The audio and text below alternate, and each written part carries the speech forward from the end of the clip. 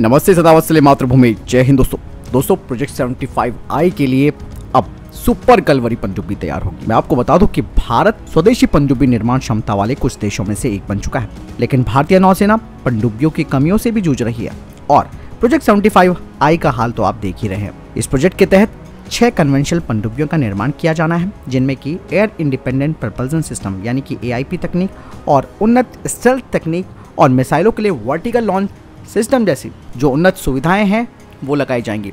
और हाल ही में DRDO ने घोषणा भी की है कि उन्होंने सफलतापूर्वक एक AIP को विकसित किया है, जिसे कि कलवरी श्रेणी की पनडुब्बियों में इंटीग्रेटेड किया जा सकता है, जो कि भारतीय नौसेना के लिए एक महत्वपूर्ण उपलब्धि भी है, क्योंकि ये पनडुब्बियों की जो सहन शक्ति है और उसकी स्टेल्थ क्षमता है उसे बढ़ाएगी। और AIP को इंटीग्रेट करने के लिए भारत ने नेवल ग्रुप के साथ एक समझौते पर भी हस्ताक्षर किए हैं।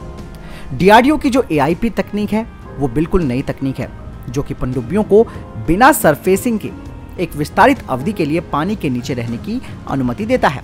और ये जो AIP सिस्टम है वो modular marine grade phosphoric acid fuel cell यानी कि PAFC का इस्तेमाल करके पनडुब्बियों पर उत्पन्न हाइड्रोजन के साथ ऑक्सीजन का संयोजन करके बिजली को उत्पन्न करता है। ये डीजल इंजनों को पावर का एक वैकल्पिक स्रोत भी बना देता है और पनडुब्बियों को साइलेंटली संचालित करने में सक्षम बनाता है, जिससे कि पनडुब्बियों की पहचान कर पाना मुश्किल हो जाता है। DRDO की AIP प्रणाली का कलवरी क्लास की पनडुब्बियों में इंटीग्रेशन भारत के पनडुब्बी विकास कार्यक्रम में एक महत्वपूर्ण कदम है। कलवरी श्रेणी की पनडुब्बियां मेक इन इंडिया पहल के तहत भारत में निर्मित होने वाली पनडुब्बियां हैं और इन पनडुब्बियों में AIP प्रणाली के सफल एकीकरण से भारत की स्वदेशी पनडुब्बी निर्माण क्षमता और अधिक बढ़ जाएगी। प्रोजेक्ट 75I की पनडुब्बियां कम से कम 14 दिनों तक पानी के नीचे रह सकती हैं और DRDO की AIP प्रणाली ने पहले ही ये मील का पत्थर भी हासिल कर लिया है और इसीलिए ये बात संभव है कि प्रोजेक्ट 75I पनडुब्बियों में भी इसी तरीके की AIP प्रणाली होगी, जो कि उनकी क्षमताओं को बढ़ाएगी।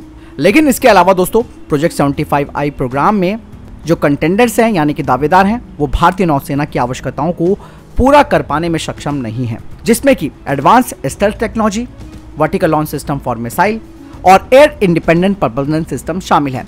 DRDO की AIP प्रणाली के साथ फ्रांस की नौसेना समूह की SMX पनडुब्बी पर आधारित एक डिजाइन भारतीय नौसेना के लिए काफी अच्छा विकल्प हो सकता है। SMX पनडुब्बियों में उन्नत तकनीकें, अनुकूलित AIP सिस्टम और उन्नत स्टेल्थ क्षमताएं हैं।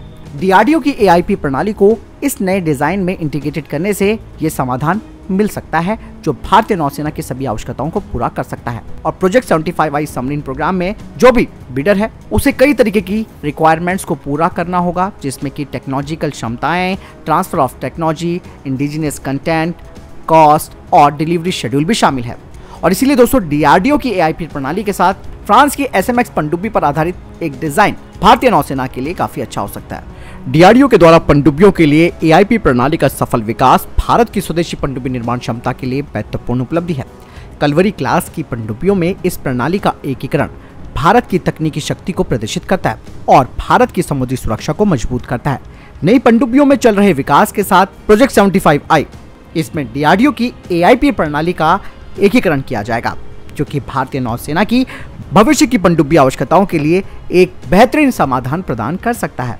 ऐसे में आपको क्या लगता है, कमेंट सेक्शन में लिखकर जरूर बताइएगा। मिलता हूं नई वीडियो के साथ। नमस्कार, जय हिंद, वंदे मातरम।